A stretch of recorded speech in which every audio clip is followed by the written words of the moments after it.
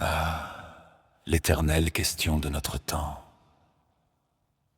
Préférez une noble créature de métal et de boutons clignotants? Ce robot lave-vaisselle, ou un simple élan d'huile, de coude et de courage humain, le bon vieux lave-vaisselle manuel. La scène se dessine dans ma cuisine comme une tragédie antique. D'un côté, le robot, avec ses airs de général de l'armée des assiettes. De l'autre, moi, humble mortel, armé de mon éponge et de ma foi, en l'eau chaude. Le robot lave-vaisselle, mes amis, est le symbole moderne de la paresse distinguée. Il attend, silencieux et patient, que je dépose mon royaume de céramique souillée sur son trône métallique. Puis, il ronronne, sifflote, agite ses bras invisibles et transforme la boue de mon déjeuner en éclats scintillants de porcelaine. C'est un automate, mais pas n'importe lequel. Un artiste, un magicien, un serviteur docile de ma vaisselle, ingrate. Et pourtant, quelque chose me dérange. Ce silence mécanique, cette efficacité glaciale. Où est l'odeur du savon, l'ivresse de frotter une casserole carbonisée jusqu'au matin? Ah, le lave-vaisselle manuel! Ce compagnon rustique qui ne connaît pas la honte de rester inactif. Ce héros du quotidien qui met le corps et l'âme dans chaque coup d'éponge. Chaque assiette lavée devient un poème, chaque verre frotté une ode à la persévérance. Oui, mes mains sentent parfois le citron et le plastique fondu, et mes ongles hurlent à la rébellion. Mais quelle gloire!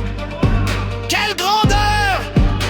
Le contact direct avec le détergent me rappelle que je suis vivant, que je lutte contre la crasse et la vaisselle oubliée.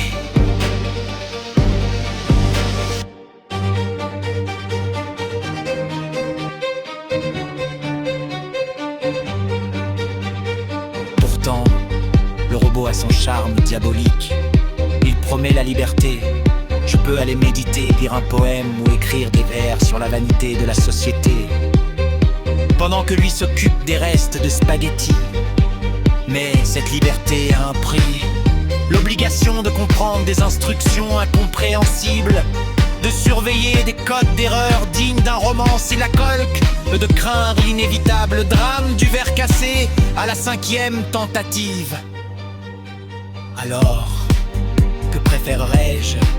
La lente poésie des mains qui frottent ou le balai mécanique d'un robot servile? Peut-être que je devrais inventer un compromis. Un robot qui frotte lui-même, qui soupire avec moi face aux casseroles rebelles, qui chante en rythme avec le débit d'eau. Mais hélas, la science n'a pas encore atteint ce summum de ridicule perfectionné.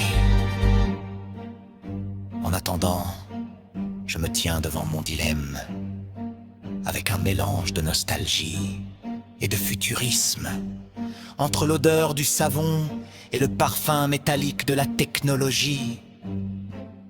Dois-je rester un héros tragique de l'évier ou céder aux sirènes électroniques?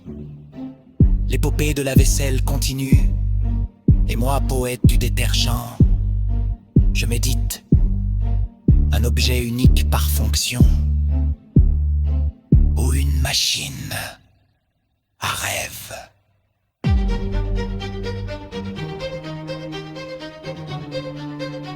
Car au fond, le choix n'est pas seulement entre l'homme et la machine, mais entre l'ennui glorieux et la liberté mécanique, et peut-être entre rire et soupir, entre poésie